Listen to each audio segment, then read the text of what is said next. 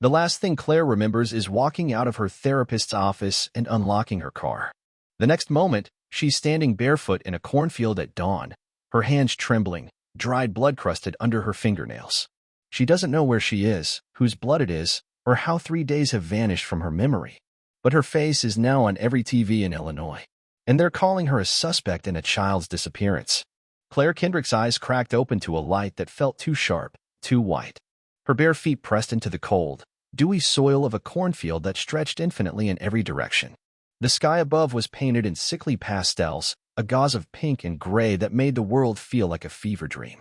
She blinked against the rising sun, her pulse pounding in her ears. Something was wrong. Very wrong. Her mouth was dry. Her clothes, just a thin white camisole and bush shorts, were soaked from the waist down, as if she'd waded through water or sweat in her sleep. Her palms were stinging. She looked down and saw ragged cuts, as if she'd clawed through something rough. Beneath the cuts was blood, some dried, some still sticky. Not hers. Claire staggered forward, disoriented. There was no sign of civilization. Just endless stalks of corn, whispering in the breeze like 1,000 voices just out of reach. The scent of dirt and something more metallic, something sharper, clung to her skin. Where the hell was she? More importantly, when? The last clear memory. Thursday afternoon, 3:45 p.m.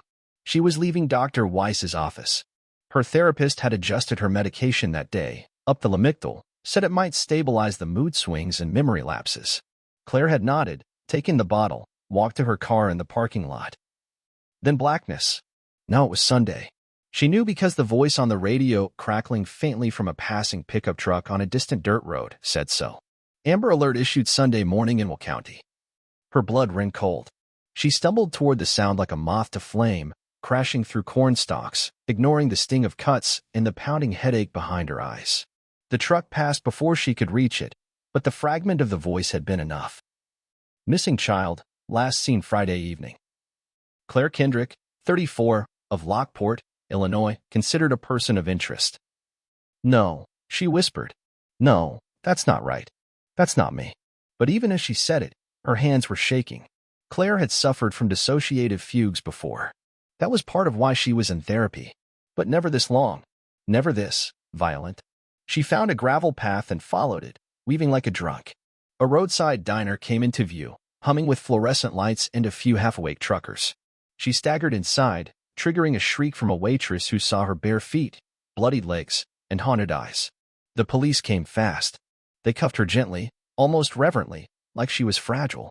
One officer, young, ginger-haired, held her elbow as she trembled in the booth. Claire Kendrick, he asked softly. She nodded, hard in her throat. You've been missing for 72 hours, he said. A little boy disappeared the same night you did, and you were the last person seen with him. Claire stared at him, hollow-eyed. What boy? He pulled out his phone and showed her a photo. Her breath caught. It was Toby, the 7-year-old she tutored in art therapy every Thursday at the community center. And in the picture, she was holding his hand, smiling. But she had no memory of that moment. No memory of anything after stepping into her car. And as the officer read her rights, Claire whispered, barely audible. I don't remember anything. But inside her mind, something was starting to stir. A flash. A scream. A locked door. Something buried deep. The cell was cold. Not movie cold, real cold. The kind that crept into Claire's bones and made her jaw clench until her teeth ached. The fluorescent light above her flickered with a soft, taunting buzz. Time didn't move in here. It hung, limp and mocking, like the damp air that wrapped around her. She sat curled in the corner, knees to chest, her arms covered with a paper blanket. Blood had been cleaned from her skin, but she could still feel it. Smell it. Underneath the cheap soap, it lingered. Detective Carla Ramos entered the room, closing the door with a soft click. Late 40s, weathered but sharp, eyes like a scalpel. She placed a manila folder on the table and sat. You were found barefoot and bloodied in a cornfield 20 miles from Lockport. You've been missing since Thursday afternoon. A 7-year-old boy named Toby Fielder was last seen in your care. And now no one knows where he is. Claire didn't speak. Her mouth was dry, her tongue a strip of leather. Ramos opened the folder and pulled out photos, blurry security footage from the community center, timestamped Thursday, for 03 p.m. Claire walking out, holding Toby's hand. Her smile was broad. But something in her eyes was off. Too wide. Too bright. Something was wrong even then. You don't remember this? Ramos asked. Claire shook her head slowly. I left therapy. I got in my car. That's all. Then the field. Ramos leaned in.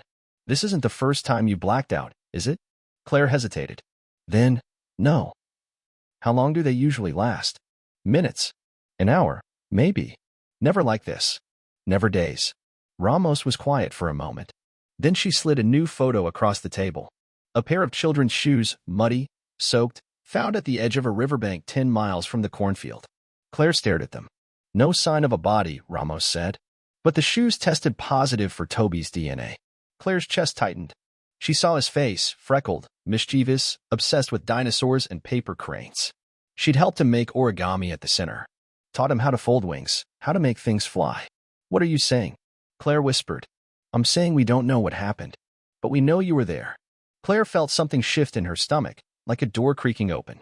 I've been having dreams, she said. Since I woke up. They don't feel like dreams. More like snapshots. A red flashlight. Breathing in the dark. Something metal.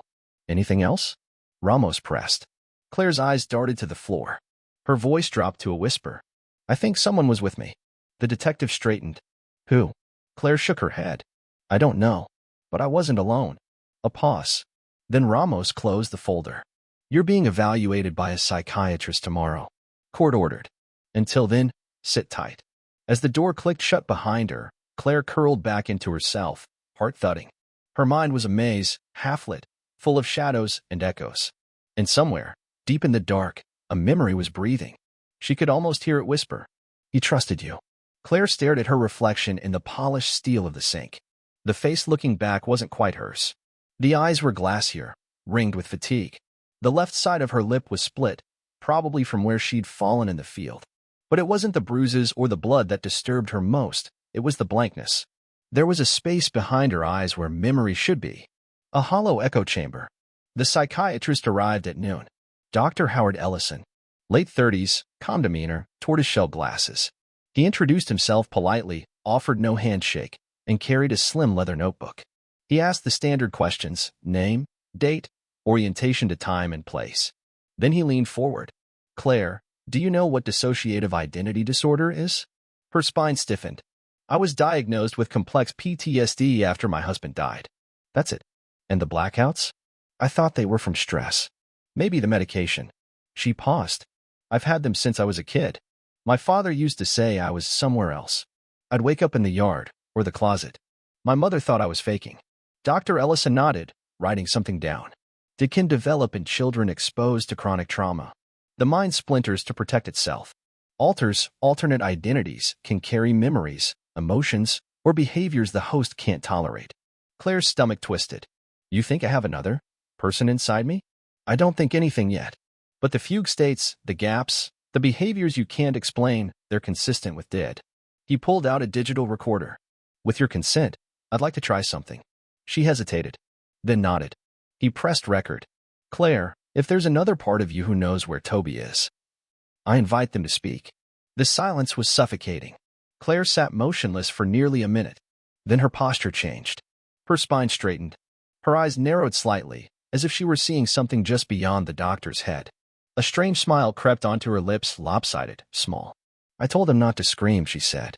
Dr. Ellison froze. Claire. Her voice was different. Softer. Childlike. He was scared. Said he wanted his mom. I said she wouldn't come. What's your name? The doctor asked, gently. The woman tilted her head, eyes glinting. Guess.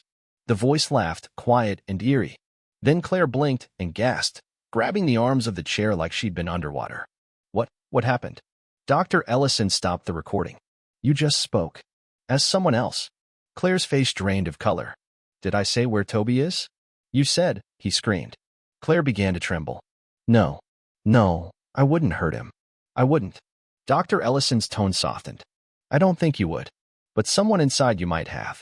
She stared at him, horrified. And for the first time since waking up in that cornfield, Claire wondered if she should be in a cell, not because she was innocent, but because some part of her wasn't. Claire sat on the edge of the cot in her temporary psych unit room, hands buried in her hair, heart rattling against her ribs. She kept hearing the voice, the strange, childlike echo of herself on the recording. She'd listened to it twice before the nurse took it away. She didn't recognize it, but it knew things she didn't. She hadn't slept.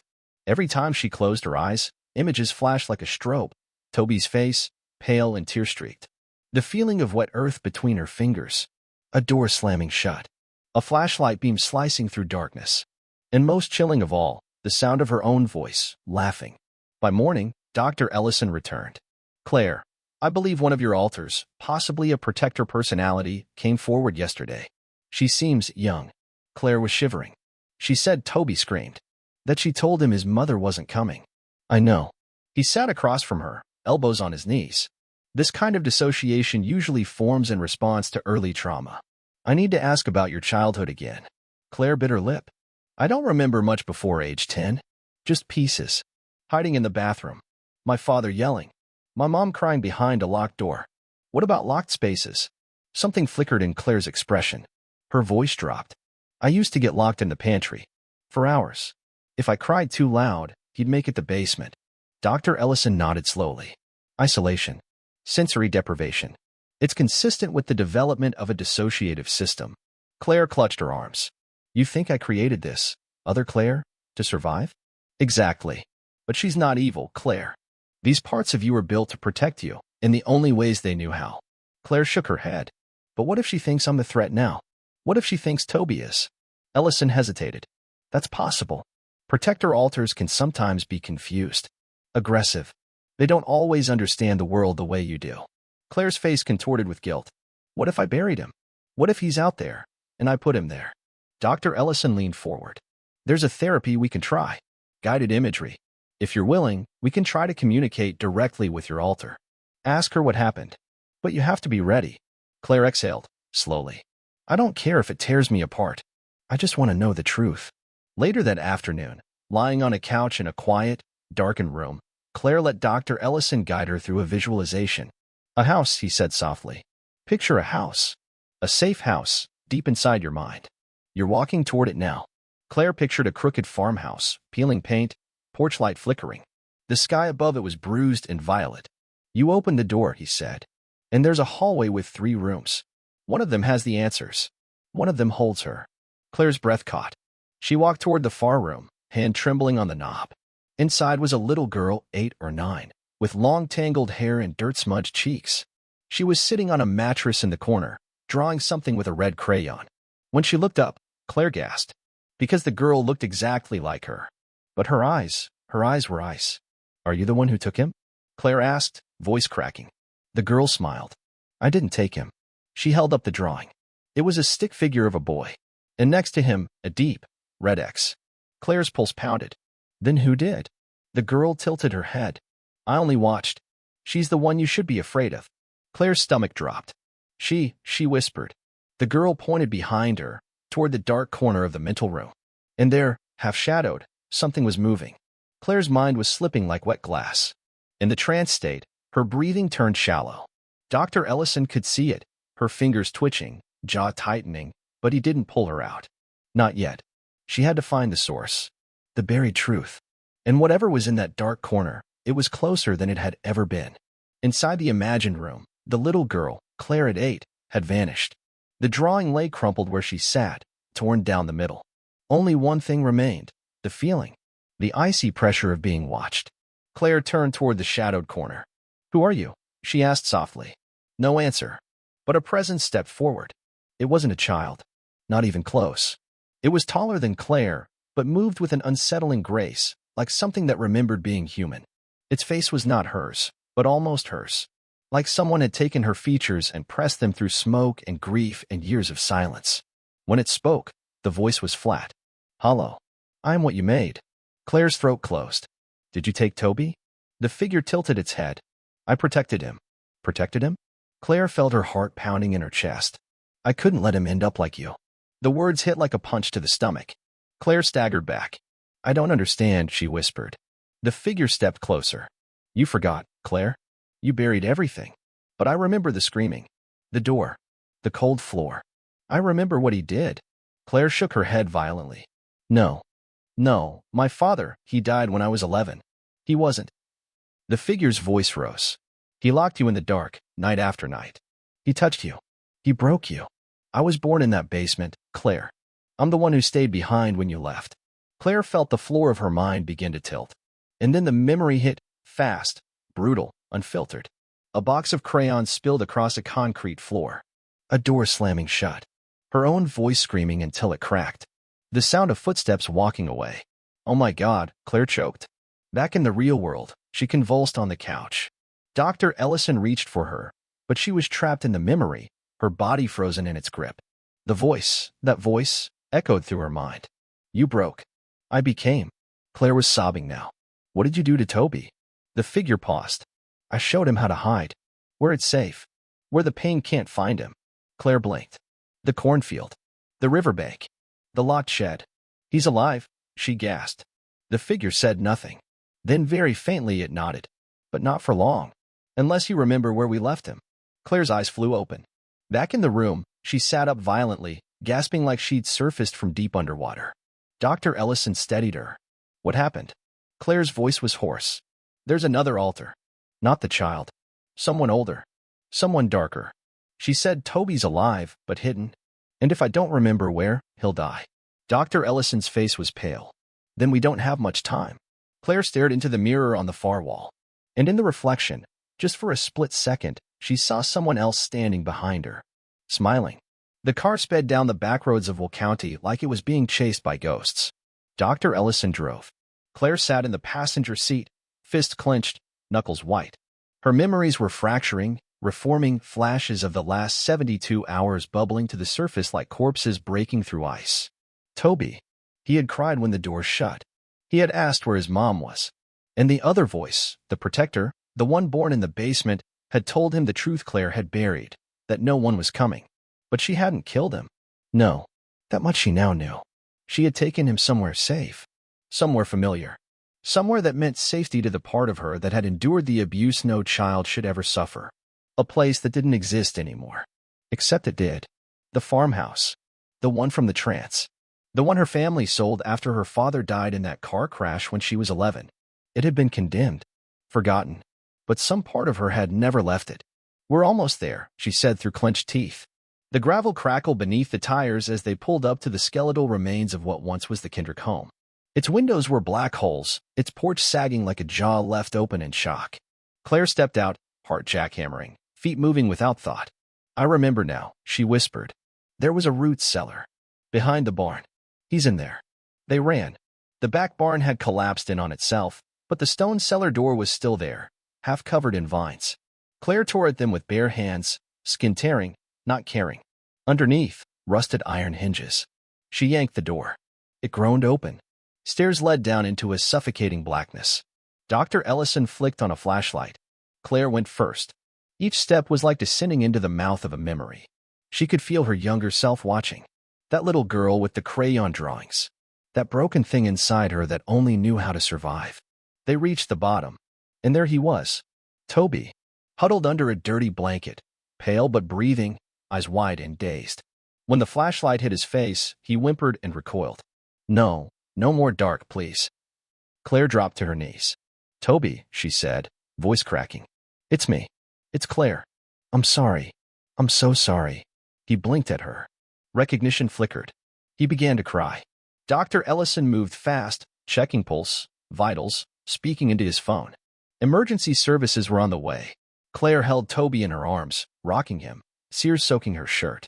I didn't mean to hurt you, she whispered. And in her mind, somewhere far away, the voice returned. I kept him safe, it said. I did what you couldn't. Claire closed her eyes. I know. The sirens wailed in the distance, growing louder. But even as they rose, Claire felt something shift inside her. Not healing. Not closure. Just the sick realization that the darkest part of her, the part she'd tried to bury, had saved a child by repeating the very nightmare that created her. And that meant only one thing. The cycle wasn't broken. It had just begun. The hospital room was silent except for the beep of a heart monitor and the soft murmur of a psychologist dictating notes. Toby was safe. Stable. Hydrated. He'd been sedated with something gentle, something to soothe the tremors that still rattled through his small body. Social services would take over soon. His mother had been called.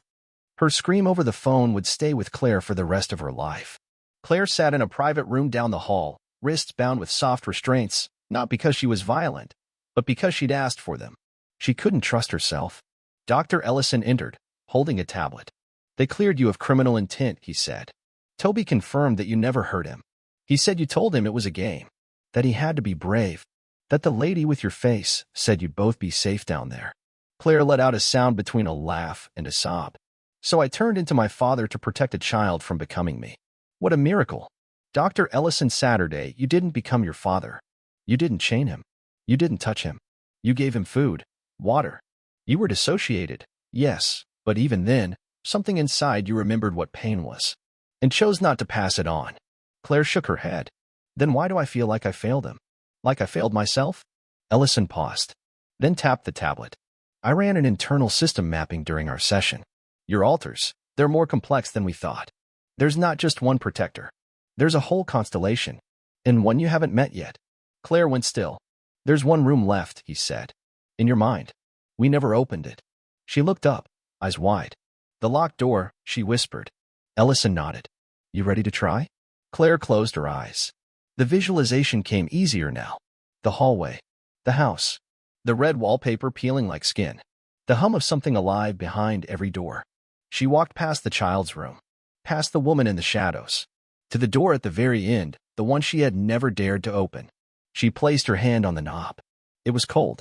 She turned it. Inside was not what she expected. No monster. No ghost. Just a bedroom. Small. Clean. A twin bed. A desk. A man sat with his back to her, writing something in a notebook. Claire's breath caught. "Dad?" The man turned. It wasn't quite him, not the cruel glint, not the stink of whiskey and sweat, but it was close enough. A memory version. A mental avatar. He smiled gently. "I knew you'd come." Claire's fists clenched. "You don't belong here." "I'm not him," the man said. "I'm the part of you that forgave him." Her eyes filled with tears. "I never did." He nodded. "Not out loud.